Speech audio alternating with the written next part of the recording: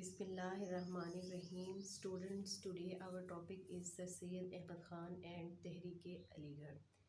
Sir Syed Ahmad Khan was born in 17 October 1817 in Delhi. Student Sir Syed Ahmad Khan 17 अक्टूबर 1817 को दिल्ली में पैदा हुए और आपने जंग आज़ादी 1857 में अंग्रेज़ों की जानिब से हैसियत की बिना पर बचाई और अपनी वफादारी का सबूत अंग्रेज़ों को पेश कर दिया। इस वजह से जंग के ख़ात्मे पर अंग्रेज़ों ने इनकी हौसला अफजाई की, जिससे सर सैयद अहमद ख़ान का असर रसूख बढ़ गया।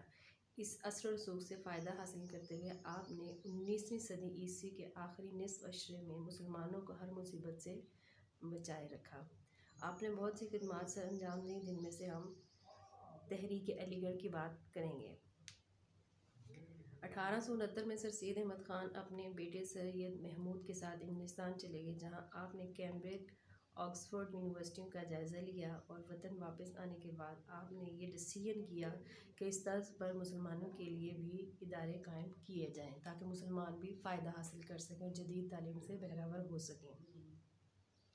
सबसे पहले आपने 1859 में मुरादाबाद में एक फ़ारसी इदारा कायम किया।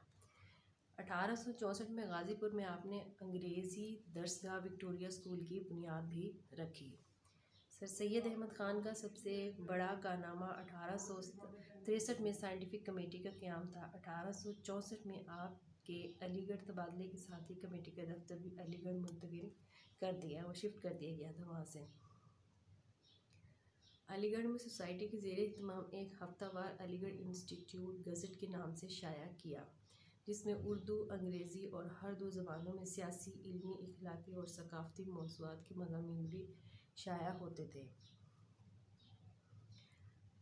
आपने मुसलमान में मगरबी तालीम की तरफ रग़बत रखने वाले मुसलमानों को जमा किया, इनके सामने अपना मुद्दा बयान किया और इनसे ताउन की अपील की।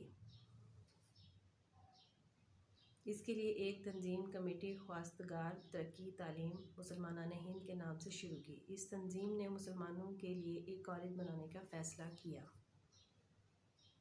Students, Mohammedan college fund committee का क़याम। कॉलेज बनाने के लिए मोहम्मदन कॉलेज फ़ंड कमेटी तश्कील दी गई। इस कमेटी ने अंग्रेज़ हुकूमत से रब्ता किया और उन्होंने इस तजवीज़ को काफ़ी पसंद किया और इसकी सरपरस्ती और मदद का वादा भी किया। वाइसराय नॉर्थब्रुक ने कॉलेज की तामीर के लिए अपने ज़ाती खर्च से 10,000 रुपये भी दिए। इसलिए इब्तदाई मरहले के तौर पर 1875 में Mohammedan Anglo oriental high school बना दिया गया। मौलवी समीउल्लाह खान इसी ज़माने में अलीगढ़ में सब ऑर्डिनेट जज थे, जिनको इस इदारे का महतम यानी नाज़िम आला मुकर्रर कर दिया गया। 24 मई 1875 को इस मदरसे का इफ्तिताह हुआ। सर विलियम मेयर 12 नवंबर 1875 को इस मदरसे में तशरीफ़ लाए और उन्होंने 1000 रुपये का अतिया भी दिया। मोहम्मदन कॉलेज फ़ंड में इतना चंदा जमा हो गया था कि इससे कॉलेज का आगाज़ हो सकता था। इसके अलावा हुकूमत ने 174 एकड़ ज़मीन शहर के वस्त में कॉलेज की तामीर के लिए अलॉट कर दी। कॉलेज की इमारत तैयार हो गई तो 8 जनवरी 1877 को पाक व हिंद के अंग्रेज़ वाइसराय लॉर्ड लिटन ने इस कॉलेज का इफ्तिताह किया।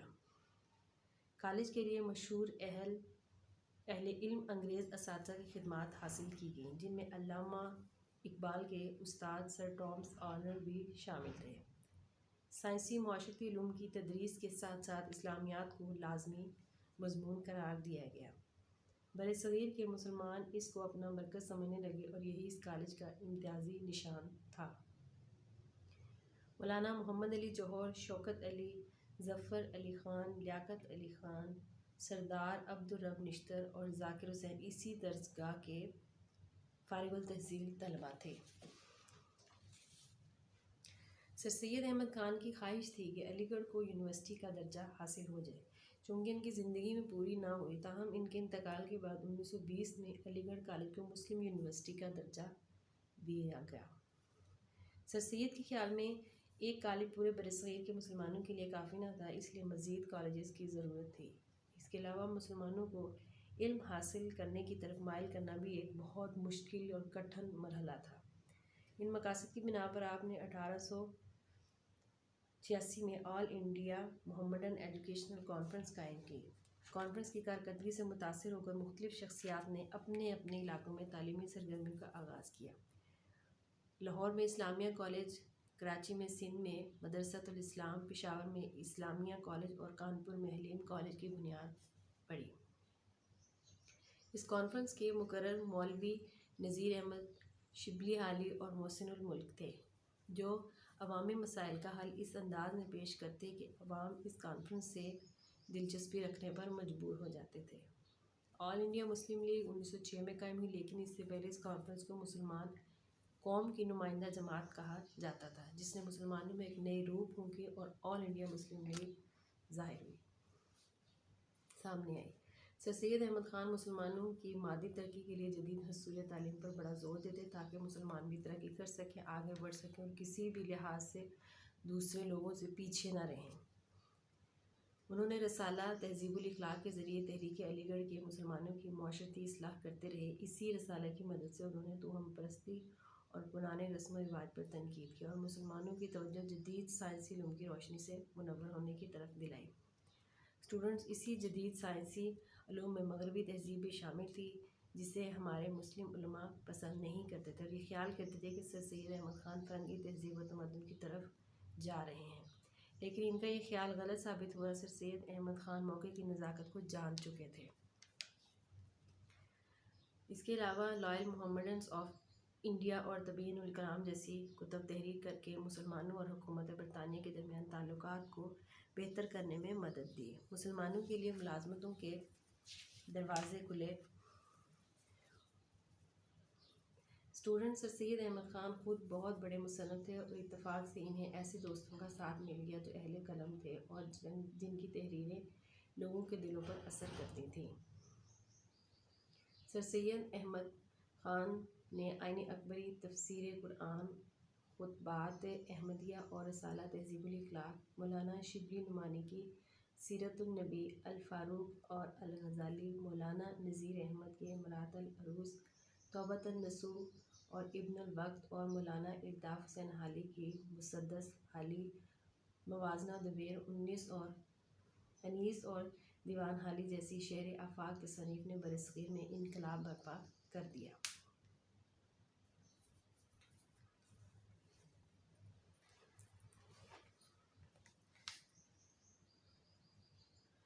اسٹوڈنٹس، یہاں ہم آبجیکٹیوز کی بات کرتے ہیں جو علی گڑھ موومنٹ تھی۔ Aligarh movement was established to fulfil the following targets: to build confidence between the government and the Muslims, to persuade the Muslim to acquire modern knowledge and English language. وہ چاہتے تھے کہ مسلمان جو ہیں وہ اعلیٰ تعلیم انگریزی زبان میں حاصل کریں۔ To hold back the Muslim from the politics. تو یہ تو تھے اسٹوڈنٹس کچھ آبجیکٹیو جو علی گڑھ تحریک موومنٹ میں شامل تھے۔ 1857 کی جنگ آزادی کی ناکامی کے بعد سر سید احمد خان نے مسلمانوں کو حکومت کے تاب سے بچانے کے لیے بڑی کوشش کی۔ آپ نے جنگ آزادی کے اسباب کا جائزہ لیتے ہوئے اس کی تمام تر ذمہ داری انگریز حکومت پر ڈال دی۔ انہوں نے کہا کہ حکومت کے طرز عمل غلط تھا۔ آپ نے یہ بھی کہا کہ یہ جنگ آزادی نہیں بلکہ غدر تھا۔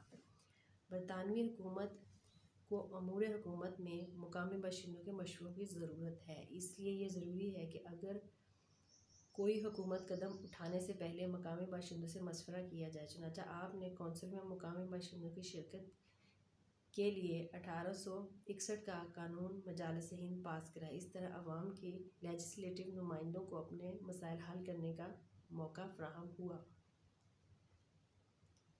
سر سید احمد خان نے افسر شاہی کی غلط روش کو تنقید کا نشانہ بناتے ہوئے گورے اور کالے کی تمیز کو ختم کرنے پر زور دیا۔ آپ نے حکومت پر واضح کیا کہ جب تک گورے اور کالے کے لیے ایک قانون نہ ہوگا، پاک و ہند کے عوام کو راضی رکھنا مشکل ہوگا۔ سر سید احمد خان نے ہندوؤں کی طرف سے مسلم تہذیب و تمدن کے خاتمے کی ہر کوشش کو ناکام بنا دیا۔ 1867 میں ہندوؤں نے جب اردو کی جگہ ہندی کو عدالتی اور دفتری زبان بنانے کی کوشش کی تو سر سید احمد خان نے اپنے سورسز کو یوٹیلائز کرتے ہوئے اردو زبان کی حفاظت کی، اردو زبان کو پروٹیکٹ کیا۔ ہندوؤں نے بڑی کوشش کی کہ مسلمانوں کو اس کی تہذیب و ثقافت سے دور کر دیا جائے، لیکن ان کی ہر سازش سر سید احمد خان نے ناکام کر دی۔ انڈین نیشنل کانگریس جب قائم ہوئی تو سر سید نے مسلمانوں کو اس میں شامل ہونے سے روک دیا، کیونکہ وہ اس کے اصل مقاصد پہلے سے ہی جانتے تھے۔ سر سید احمد خان کے خیال میں وہ ایک ہندو کی نمائندہ جماعت تھی۔ بعد کے حالات نے سر سید کے خیال کو درست ثابت کر دیا۔ سر سید احمد نے مسلمانوں کی جداگانہ قومیت کے تصور کو ابھارا اور آپ تحریک علی گڑھ میں 2 قومی نظریے کے بانی تھے۔ اسٹوڈنٹس، 1885 میں مسلمانوں کو او ہیوم کی کوششوں سے قائم ہونے والی انڈین نیشنل کانگریس سے دور رہنے کا مشورہ دیا۔ کانگریس کی مطلوبہ دستوری اصلاحات کو مسلمانوں کے مفادات کے خلاف قرار دیا، اس لیے اگر الیکشن کے ذریعے برطانوی طرز پر پارلیمنٹ کو منتخب کیا جاتا تو مسلمان کل آبادی کا 25% تھے۔ ہندو اکثریت مسلمانوں کو ووٹ دینے کے لیے تیار نہ تھی، اس لیے مسلمانوں کا سیاسی خاتمہ ایک ناگزیر عمل تھا۔ سر سید احمد خان 2 قومی نظریے پر پیرا عمل ہوتے ہوئے مسلمان قوم کی علیحدہ حیثیت پر زور دیا اور اسمبلی کی نشستوں، ملازمتوں اور زندگی کے ہر شعبے میں مسلمانوں کے تناسب کے لحاظ سے ان کے لیے علیحدہ نمائندگی کا مطالبہ کیا۔ یہی مطالبہ بعد میں مسلم لیگ کے قیام کا سبب بنا اور اسی جداگانہ انتخاب کے حصول کی کوششیں مسلمانوں کے لیے الگ وطن پاکستان کے لیے منزل راہ ثابت ہوئیں۔ تو اسٹوڈنٹس، یہ تو تھا آج کا ہمارا ٹاپک، سر سید احمد خان اور تحریک علی گڑھ۔ سر سید احمد خان 17 اکتوبر 1817 کو دلی میں پیدا ہوئے تھے اور آپ نے بہت محنت اور بڑی کوشش اور بڑی مشقت سے مسلمانوں کو علیحدہ وطن حاصل کرنے میں صرف کی۔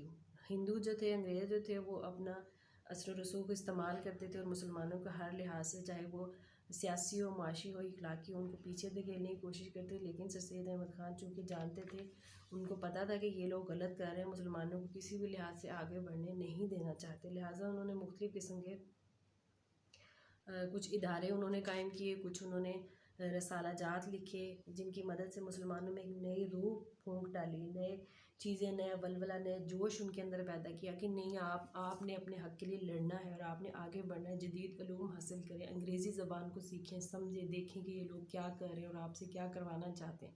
آپ کو اپنے حق کے لیے لڑنا ہے، آپ نے آگے بڑھنا ہے اور پاکستان کو حاصل کرنا ہے۔